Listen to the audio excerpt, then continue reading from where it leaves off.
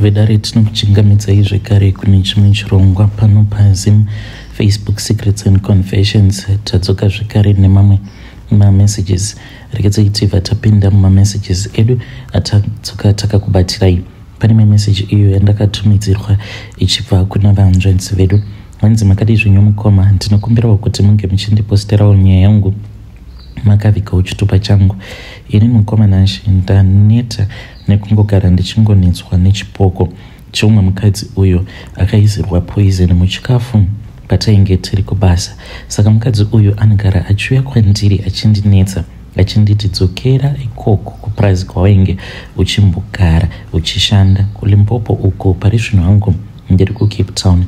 Mufunge zvenyu pandakazouya kuno kuCape Town ndakabva ndazotanga kunamata ndikatotendeuka paya ndatendeuka then ndakabva ndazoenda mugrupu remasingle ladies then ndikabva ndazoroorwawo nemurume wangu uyo ainge akafirwawo nemudzimai wake iyewo murume wangu munhu wekuti anofarira zvekunamata ende anotofungidzira kutoti ini handinawo kana masecrets avo andiinawo, but apo pandainge ndichiri kuLimpopo uko ndaiva munhu wekuti ndainyanyisa kumhanya sterek uye zvekare ndaiwirirana nevanhu vainge vaine utsinye ende ndainge ndakatozvipa task yekuparadza mamarriages evanhu. Saka ndinotya kuti kana ndikaita izvo zvandiri kufanira kuti ndige ndichinzi ndiite nechipoko ichi chandinogara ndichiona, sometimes marriage yangu inokwanisa kubva yatoparara. Zvakaitika mukoma ndezvekudai. The first time pandakauyawo muSouth Africa mainge muri mugore ra2011 ndokubva ndauya ndikatanga kugara nemurume wangu. Murume wangu uyu ainge asingatombodi kuti ndinge ndichiuya kuJoni, aingouyawo kamwe chete pagore achiti mukadzi anofanira kuti ange achigara pamusha achichengeta musha. Ndakazongonzwawo nevamwe vainge vachiti vaiti kana vakatevera varume vavo vaibva vazofind out kuti varume vavo vanenge vatori nevamwe vakadzi avo vavanenge vachigarisana navo. Ndakabva ndati kuti wangu ndozvaanondiitirawo izvi, let me follow him. Ndopandakabva ndazosarudza kuti ndinge ndichizomutevera murume ndichizonosvika muPretoria ndikatoona kutoti zvechokwadi ainge ava nomwe mukadzi waainge achigara naye. Ndakabva ndatsvakirwa kwangu kwekugara, saka tainge totoshiya murume paya achimboti akaenda uko umboenda uko. Ndikazoona kuti ndainge ndisingazvikwanisi izvozvo nokuda kwekuti mumweya mangu ndaigara ndichinzwa godo pose apo murume paanenge ari kune umwe mukadzi. Ndikabva ndazongomutiza, but ndichinomutiza handina kumutiza ndiri ndega kwete, ndainge ndava neumwe murume uyo wandainge ndakasangana naye paFacebook. Saka naiyewo ainge achigara muPretoria, ndainge tisati takambosangana physically, but akabva azondiudza kuti ainge aine imwe friend yake yainge ichishanda kumaOrange uko, so ainge achida kuenda kunoshanda kumaOrange already. Sezvo ndainge ndatova neplan yekuti murume ndainge ndichida kumutiza, ndikatoti zviri nani kuti ndinge ndichienda kunoshanda naye murume uyu ko ndaigoziva kuti kumaOrange kunoshandwa kudaro. Takaenda kumwe kunonzi kuMarble uko kune maprize emaOrange ndokubva tatanga kushanda kuya mukoma. Ndakabva ndaona kuti basa racho ndainge ndisingarikwanisi kungomhanya wakatakura chikeke icho chaunenge uchiisa maOrange acho iwawo. Ndakashanda but manje ndakatoona kuti mufesi uyo ainge asitomborina kana plan in life. Ndokubva ndazotanga kudanana neumwe driver uyo aipota achiunza mufudzi papurazi ipapo, aidriver truck but aidriver riri UD. So ndakabva ndatanga kudanana naye. Murume uyu akabva azondiudza kuti ainge achishanda kune rimwe purazi, uye kupurazi ikoko vainge vagere zvakanaka because ikoko kuMarble taitongogarawo zvidzimba zvainge zvakangoitawo zvazvo. Ndikabva ndatoona kuti zvainge zviri nani kuti ndinge ndichitoita move on. Vhesi yayo pane paakazouya achiuya kuzodhilivha iyoyo fertilizer nemifudzi. Ndikabva ndatongodzokera naye kune uyo wandainge ndichigara naye, ndakatomukumbira mari. Ndikabva ndati ndainge ndichida kuenda mutauni, izvo ainge asingatozivi kutoti panapa ndava kutotizwa. Ndakasiya zvakawanda mukoma nashi, chandakangokwanisa kungotora zvipfeko zvangu zvemukati chete ndozvandakangotora. Ndikati munhu uyu anokwanisa kuzondigadzira hembe dzakawanda, ndakadzisiya because ndakaona kuti sezvo yainge iri weekend vanhu vazhinji vaizoti kumai ava vava kubuda nebhegi even though iye ainge aenda kumugwazo. Ndokubva ndabuda paya. Saka nemurume wetraki tainge tava kutodanana tichizonosvika kupurazi kwavainge vachigara ndakabva ndatoona kuti this was a decision, and vanhurume vanofanira kunge vachiziva kuti kaona mukadzi akutiza paya akaenda kwaaenda kuti ange achizoramba achigara ikoko kwaanenge aenda, it is because of situation yaanenge asvika akasangana nayo. Kana akasvika akasangana nesituation inenge iri bho, kudzoka haadzoki, asi kuzodzoka kwake anodzoka hunge aona kuti ikoko kwaanenge aenda kunenge kwakadhakwa. Ndo zvakaitika ipapo mukoma ndichiri muroad, ndainge ndisati ndava nefinal decision nemurume, tainge tichiri kutotaurirana mune zvakanaka. Zvino ndakazoti ndasvika kuya ndikaona kuti kwa murume uyu ainge achitogarawo mumba makatonaka, giza, magetsi, aitwa neDSTV, TV, fridge. Apo kuya kwatainge tichigara, taingogara muzvidzimba zvimwe zvakangoita zvezve komboni style. Ndipo pandakabva ndati mvezi uyu ndava kutomuramba. Zvino kuti ndinge ndichingomuramba ndakaona kuti zvainge zvisingaiti. Ndainge ndakambomubatira mamwe mamessages kuFacebook, ainge achitaura neumwe musikana waainge akadzidza naye. So ndainge ndine chimwe chiapplication icho chandaishandisa kuscreenshota, because panguva yacho iyoyo mafoni ainge asingakwanisi kuscreenshota. Ndokubva ndascreenshota paya ndikazvitumidzira ndikamachengeta. That is how long a woman will keep your secrets until the day raanozoda kuita move on. Ipapo ndakabva ndazomutumidzira mapictures aya ndichita sekunge ndainge ndiri mutown, ndikutanga kuita sekunge ndiri kuchema ndichiti shuwa unga ndihurira here.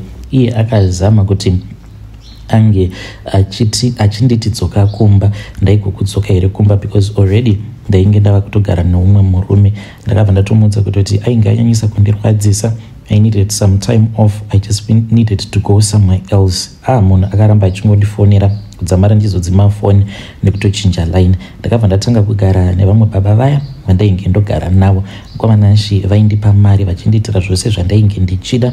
Ndikabva ndachizotiza paya ndikatanga manje kugara futi pane rimwe price neumwe murume zvekare. So mukoma ndakati ndava paprice paya ndo pandakazowirirana nevamwe vakadzi vainge vaine hutsinye. Like wandakatanga kuwirirana naye mukadzi uyu, this was after abva mukurohwa abatikidzwa murume make aine murume wemunhu. Since ainge asisina mashamwari, ndikabva ndatanga kungoshamwaridzana naye paya. Zvino mukuzonoshamwaridzana ndo paakabva azotanga kundiudza kuti inini murume kana akangondinyenga ndinomuramba chete, kana kuri kunzi nemukadzi wacho tinenge tisina kumbogara takanetsana. Kunyange murume ndisingamudi ndingangomuda chete because ndeinchida kurwadzisa mukadzi wacho. Ende ndinoti kana ndikagara ndadanana nemukadzi uyo, ndikagara ndadanana nemurume uyo wandinenge ndadanana naye, mukadzi wacho ndinenge ndichida kutoti ange achizviziva kana mapictures ndotomutumidzira tiri tose. So mukoma ndakabva ndatopindwawo nechihunu ichocho chekuti basa rangu richazova basa rekungofamba ndichingorwadzisa chete vamwe vakadzi. Takawirirana for a very long time until pachizoya mamwe masutu maviri. Masutu awa mukoma vainge vangori temporary, vaihura mukoma nashi, vaihura zvimwe zvezvo zvekuti zvainge zvichitosemesa, zvekuti munhu anotonorara nemunhu panguva yelunch. Apa munenge muchinhonga onion nemanhuwiro anoita onion. Vanhu vanoita bonde ravo ende vozodzoka futi voramba vachingoenderera mberi nekushanda pasitomborina kana kumbogeza. Saka pane mumwe musutu uyo akazoya kwandiri. Musutu uyu the first time paakauya kwandiri ainge achindibvunza kuti kana ndainge ndiine umwe mushonga wandainge ndichiziva wekuti anokwanisa kuuraya munhu but iye oregedza kubatwa kuti ainge auraya munhu. Ndikabva ndati ini mishonga handina kana mishonga yandinoziva. Izvo ainge atofunga kuti ainge achiuraya umwe mukadzi, so uyo waainge ava kudanana nemurume wacho. So it seems as if nemurume uyu musutu uyu vainge vakanyanyisa kupindana muropa zvekuti ainge atosarudza kuti zvainge zviri nani kuti ainge achiuraya munhu. Zvadaro mukomanashi pane pamwe pandakazomuona ainge akabata kamwe kabhodhoro. Ndikabva ndati naiwe kabhodhoro ikako uri kuda kudii nako? Akabva anditi ndine munhu wangu wandiri kuda kuuraya, ndokubva aseka paya. Mukoma the following day ndakamuona zvekare, because zvatainge tichiita ipapo ndezvekuti tainge tiine mabuckets edu awo.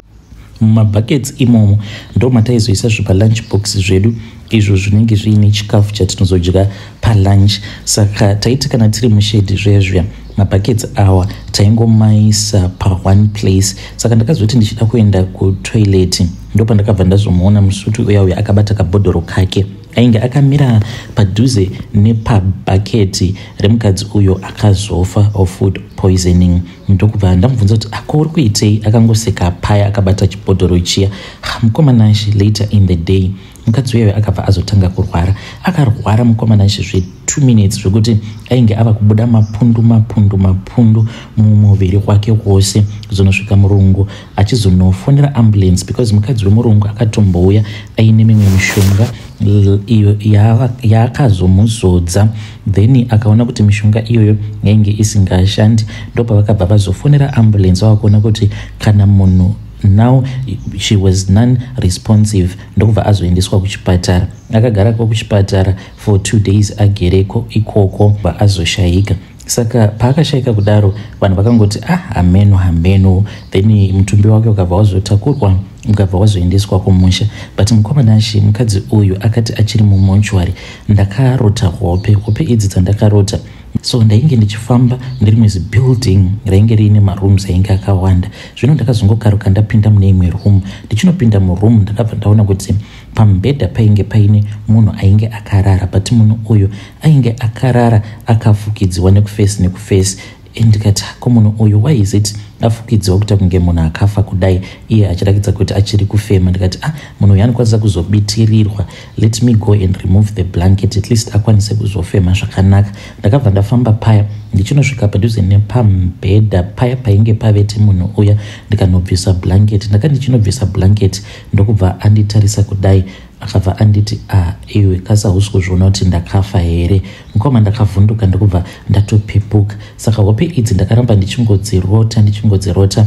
Apo mutumbi wake pawainge uchiendeswa kuzimu mukoma, ndaitorota kutoti izvozvizvi mutumbi wake wava pabait bridge. Ndiita sekunge ndinoratidzwa, so ndaingorota ndakatomira pabhodha, ndakatorota nditori kuSouth African side. Ndakabva ndazvibvunza kuti ndiri kutsvakeiko pabhodha, then ndikabva ndazoona motikari yainge yakatakura coffin. Ndikabva ndati icoffin ramainhingika iri. Then ndikazotorota zvekare tatova mumasvingo tichitoenda kumusha kwavo. Zvose mukomana kuzonosvika mutumbi wake uchizonosvika kumusha kwavo ndainge ndichingomurota. Akazoti avigwa mukadzi uyu handina kuzomurota zvekare. Zvino ndakazoitawo scandal. Ndainge ndiine murume wandainge ndava kugara naye, uyo ainge akatoenda kana ndibvisira tsvakirai kuno. Ndakabva ndazomuchita murume uya. Saka ndakabva ndazotiza ndokubva ndazouya kuno kuCape Town. Pandakauya kuCape Town ndakabva ndatanga kugara nefriend yangu uyo akazonditi zvainge zviri nani kuti ndinge ndichizotendeuka, at least ndaikwanisa kuzowanawo murume ane honho muchechi. Ndokubva ndarekedza doro uye zvekare nezvandainge ndichiita zvokungodanana nevanhu vakawanda. Ndikabva ndatanga kuenda kuchechi. Ndakati ndava kuenda kuchechi zveshuwa ndakabva ndazova very serious nekunamata, kudzamara ndichizonosangana neuyo akazova murume wangu. So ndipo pandimire pari zvino mukoma. Mushure mekunge ndachata ndopandakabva ndazotanga manje kuchimurota mukadzi uyu achitoya kwandiri live and direct. Anotoya kwandiri achitonditi iwe handiti unozviziva here kuti ndakaiswa poison muchikafu? Ndinombozama kuramba, but anobva ati iwe unozviziva, usaita sekunge hauzivi zvandiri kutaura, because ndinokwanisa kuzonetsana newe kana kukuurayira mwana wako. Handisi kuda kuti ndinge ndichikuurayira mwana wako. Iwe wadii wangodzokera kupurazi kuya kwandainge ndichishanda, nekuti murume wangu ndoko achiri kushanda kupurazi ikoko. Dzokera unomuudza kuti zvaakaita, kuhura kwaainge achiita nemusutu uya ndozvakakonzeresa kuti ndinge ndichizofa, ende mweya wangu hauna kuzorora. Toda kuti iwewo kana ukamuudza ndinge ndichizokwanisa ndoda kuti iwewo kana ukamuudza ange achizoenda kunoudza hama dzangu kuti iye ndiye akakonzeresa kuti ndinge ndichizofa. Zvino mukoma pandakatanga kumurota mukadzi uyu ndakabva ndatanga kumutuka ndichimushaudha ndichimuti handidi kana kukuona uri mweya wetsvina ndichinamata paya. So ndakabva ndazomurota one day achinditi ndoda kukurakidza kuti minamato yako kwandiri haitomboshandi. Mukoma ndakabva ndazofonerwa the next day ndichiudzwa kuti mwana wangu kuchikoro ainge adonha kudaro, ainge achiita sekunge munhu ane pfave achigwina. mwana wangu uyo akarwara mukoma kudzamara one day ndakangopfugama ndikanamata ndichitokumbira mukadzi uyu kuti anga achindiregerera. Usiku kwacho ihwohwo ndakabva ndazomurota mukadzi uyu. Mukomana achipa ndakamurota ndakabva ndazoona kuti ainge akabata mwana wangu kuspinal cord kwake uku. Zvinhu zvacho zvinonetsa kuexplaina, but ainge akaisa ruoko rwake mumusana memwana wangu achibloka manerves emuspinal cord. Izvo zvaakazoti ndo zvainge zvichikonzeresa kuti mwana ange achizodonha achigwina. Saka pandakamukumbira ruregerero iye akabva azonditi it is fine, ndakuregerera, asi ndikuda kukupa nguva yekuti unge uchizodzokera kuprazi unokuziva kwawainge uchishanda, unge uchienda kunoudza murume wangu kuti iye ndiye akakonzeresa rufu rwangu. Enda unomuudza kuti ndikuda kuti ange achienda kunoudza hama dzangu, because kwandiri handina zororo. Ndiri kuti kana ndikada kuenda kunozorora mbeni ndinobva ndanzidzokera, nekuti chinzvimbo chako achisati chavako. Iye achiuya kwandiri anonditi anogara achitosangana nehama dzake, idzo dzinobva dzamubvunza kuti kuri kuendepi, then obva azotaura kuti ndakafa ndoda kuenda kunozorora, then obva audzwa kuti chigaro chako achisati chapedza kugadzirwa, chimbodzokera unorwa hondo dzako nekuti wakafa nguva yako isati yakwana. Vedare ndo message iyo yandakatumidzirwa ichibva kuna vahanzvadzi vedu. Please ngatizamai kuti tinge tichitaura navo vahanzvadzi vedu ava mucomment section. Ini vahanzvadzi ndinongona sekunge zviri nani kuti munge muchienda kunoudza murume wacho iye kuti ndokupedza muri kurota. Hameno kuti mungazvifambisa sei. Zvaizvezvi kana kuri kunzi munotya kuparadza marriage yenyu, maybe you can plan a trip then mudzokera kupurazi kuyakwe kwamainge muchishanda.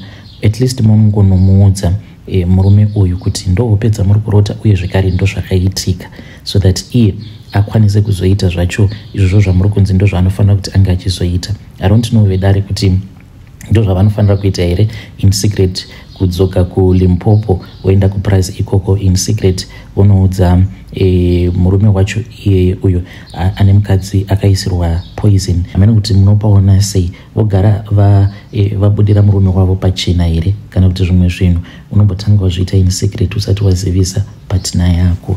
Ngativabatsireiwo mucomment section.